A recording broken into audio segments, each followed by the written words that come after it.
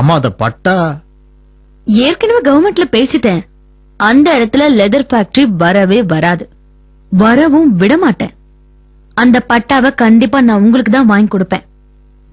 நான் இருக்கேன்ல, கவலையே படாதீங்க. ரொம்ப சந்தோஷமா. நீங்க ஹாஸ்பிட்டல் இருந்தப்ப அந்த கம்பெனிக்காரனுங்க வந்து எங்களை மிரட்டினாங்கம்மா. வாட்? மிரட்டினாங்களா? ஆமாம்மா.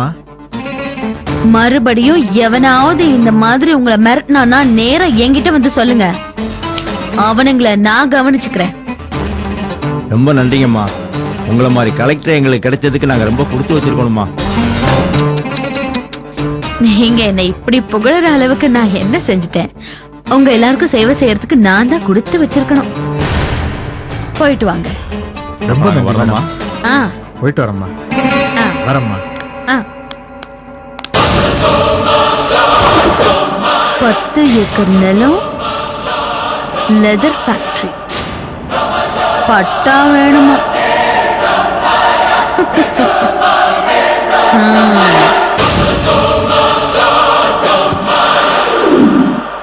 பாவண்டி சுப்பு கஷ்டம்னா என்னன்னு தெரியாம வளர்ந்துட்டான். போலீஸ் ஸ்டேஷன்ல அந்த போலீஸ்காரா அவனை என்னெல்லாம் டார்ச்சர் பண்ணுவாளோ தெரியல. அவன் அங்க இருக்கிற ஒவ்வொரு நிமிஷமும் என் மனசு கிடந்து தவிச்சுட்டு இருக்கு. அந்த மாதிரி எல்லாம் எதுவும் ஆவாதுக்கா, நீங்க தைரியமா இருங்கோ. ஏசி ஆத்துக்கு போயிட்டு வந்ததுல இருந்து நேக்கு இருந்த தைரியம் நம்பிக்கை எல்லாமே போயிடுது. அந்த ஆள் பேசுறத பார்த்தா இந்த பிரச்சனையை சாக்கா வச்சு சுபுவ பழி வாங்கிட்டு வரோன்னு நேக்கு பயமா இருக்கு. அக்கா, அந்த ஆள் ஒரு நல்ல போலீஸ்காரரும் இல்ல, ஒரு நல்ல மனுஷனும் இல்ல. ஏன் விஷயத்திலேயே எவ்வளவு மோசமா நடந்துகிட்டாருன்னு உங்களுக்கே நல்லா தெரியும். அவர்கிட்ட நியாயத்தை எதிர்பார்த்து போறது நம்ம தப்புக்கா. சந்தியா கிட்ட நீங்க தனியா பேசியிருந்தா ஒருவேளை அவ மனசு இறங்கிருப்பாங்க. அடி போடி, இந்த கேஸ வாபஸ் வாங்க கூடாதுங்கிறதுல அந்த ஆளை விட இவதான் ரொம்ப ஸ்ட்ராங்கா இருக்கா. சுப்பு தண்டனை அனுபவிச்சே ஆகணும்னு ஆவேசமா கத்துறா. நேக்கு வந்த கோவத்துக்கு அவ கழுத்தை நெரிச்சு கொன்னுடலான்னு தான் இருந்தேன். ஆனா நம்ம சுப்பு நினைச்சுதான் அமைதியாயிட்டேன். அத்திம்பேருக்கு கமிஷனர் ஆபீஸ்ல யாரையோ தெரியும் சொல்லிட்டு இருந்தாளே, அவரை கேட்டு பாருங்கக்கா. இல்ல விஜி, அது ரொம்ப ரிஸ்க் ஆயிடும். நம்ம பணிவா போய் கேட்டதுக்கே அந்த தேவராஜ் எவ்வளவு கோவப்பட்டான். இன்னும் கமிஷனர் வரைக்கும் போனா அவ்வளவுதான், அவன் கோவம் இன்னும் அதிகமாயிடும். ஏற்கனவே ஸ்ட்ராங்கா இருக்கிற அந்த கேஸ இன்னும் ஸ்ட்ராங் ஆக்கிடுவான். நாம எந்த ஸ்டெப் எடுத்தாலும் அது சுபுவை தான் பாதிக்கும். லாயரை கன்சல்ட் பண்ணிட்டு அதுக்கப்புறம் தான் என்ன செய்யறதுன்னு முடிவு பண்ணணும். அக்கா, நீக்கு ஒரு யோசனை தோன்றது, சொல்லட்டா? சொல்லு. சாட்சிக்காரன் கால்ல விழுறதை விட சண்டைக்காரன் கால்ல விழலான்னு சொல்வா. நம்ம ஹாஸ்பிட்டல் போய் அந்த டிரைவரையே பார்த்து பேசலாமே. நம்ம சுப்பு மேல எந்த தப்பும் இல்லன்னா அவருக்கு புரிய வச்சிருவோம். அப்ப இந்த பிரச்சனையும் சால்வ் ஆயிடுமேக்கா. இதெல்லாம் ஒர்க் அவுட் ஆகாது விஜி. அடிப்பட்டவன் தேவராஜோட டிரைவர், அவன் எப்படி நமக்கு சாதகமா பேசுவான்? அப்படியே அவன் பேசினாலும் இந்த தேவராஜ் சும்மா இருப்பானா? அவனை மிரட்டி அவனுக்கு சாதகமா தான் பேச வச்சிருவான். இல்லக்கா, நல்லா யோசிச்சு பாருங்க. அந்த டிரைவர் சொன்னனால்தான் சந்தியா நம்பிட்டு இருக்கா. அத வச்சுதான் கேஸும் போட்டிருக்கா. சுப்பு அடிக்கலன்றத டிரைவர் ஒத்துண்டா போதும், அவர் மூலமா சந்தியா மனசு மாறலாம். நீக்கு நம்பிக்கை இல்ல விஜி, அவன் நிச்சயமா இதுக்கெல்லாம் ஒத்துக்க மாட்டான். அவர் ஒத்துக்கலன்னா நம்மளுக்கு புதுசா எந்த நஷ்டமும் வரப்போறது இல்ல. ஆனா ஏத்துண்டாருன்னா லாபம் நமக்கு தானே. முடிவை இதுவா அதுவா ஜோசியம் சொல்லிட்டு இருக்கிறத விட ஒரு வாட்டி முயற்சி பண்ணி பாக்கலாமே. சரி விஜி, நம்ம 2 பேருமே போய் பேசுவோம். எப்படியோ சுப்பு வெளியில வந்தா போதும். என்ன கார்த்திக்? இன்னைக்கு தான் நேர்ல பார்த்தேன். பொதுவா இந்த காரெல்லாம் வச்சிருக்க பொண்ணுங்க ஸ்டேஷன்ல கம்ப்ளைண்ட் பண்ணுவாங்க, அப்படி இல்லன்னா நொந்து போய் மூலையில உட்காந்துருவாங்க. ஆனா உன் டிரைவரை அடிச்சதுக்காக அந்த சுப்பு மேல கேஸ போட்டு உள்ள தள்ள பாத்தியா? You really great Sandhya. உன்ன மாதிரி 4 பொண்ணுங்க இருந்தா போதும், இது மாதிரி யாருமே செய்ய மாட்டாங்க. இதுக்கெல்லாம் காரணம் நீதான் காரணம். சுப்பு விஜி மேட்டரை பத்தி நீ மட்டும் எனக்கு சரியான நேரத்துல இன்ஃபார்ம் பண்ணலனா என் நிலைமை ரொம்ப மோசமா போயிருக்கும். அந்த சுப்புவை நம்பி நான் ஏமாந்திருப்பேன். அதனால நான் உனக்கு தான் தேங்க்ஸ் சொல்லணும். நமக்குள்ள என்ன சந்தியா தேங்க்ஸ் சொல்லிட்டு, சுப்புவுக்கும் விஜய்க்கும் ஏதோ ஒரு வழியில பாடம் கத்து கொடுக்கணும்னு நான் நினைச்சிட்டே இருந்தேன். ஆனா நீ அதை செஞ்சுட்ட. எனக்கு ரொம்ப சந்தோஷமா இருக்கு சந்தியா.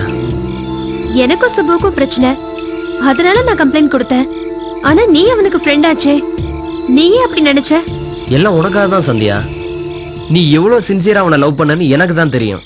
உனக்கு போய் அவன் துரோகம் பண்ணிட்டானே, அதை நினைச்சு நான் எப்படி ஃபீல் பண்ணேன்னு உனக்கு தெரியுமா?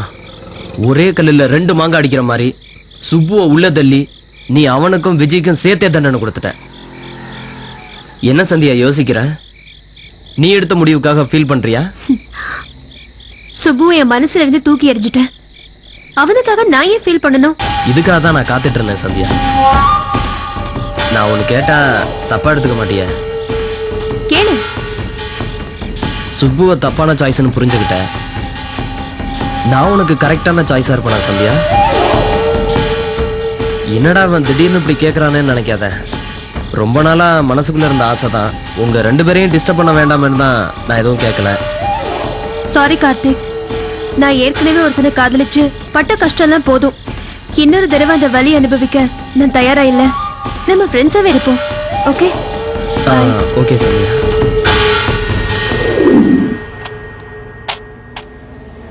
இதெல்லாம் எடுத்து பெட்டிக்கல வச்சிரு. தாத்தா டீ குடிச்சிட்டு உனக்கும் டீ வாங்கிட்டு வர்றேன். வந்ததுக்கு அப்புறம் 2 பேரும் சர்ச்சுக்கு போயிட்டு வருவோம். சரிதானா?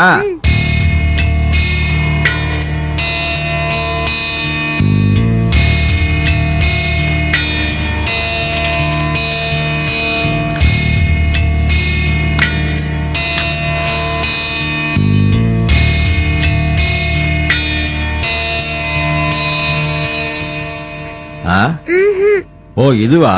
இதுவரைக்கும் எவ்வளவோ பேர் இந்த பழக்கத்தை விட்டுன்னு சொன்னாங்க. நான் தான் கேட்கல. என்னமோ தெரியல, உன் பேச்ச கேட்கணும்னு தோணுது. எனக்கு கொஞ்சம் டைம் கொடுக்கன்னு கொஞ்சம் கொஞ்சமா விட்டுறேன். மத்தவங்களும் நல்லா இருக்கணும்னு நினைக்கிற பாரு, நீ நல்லா இருப்பம்மா.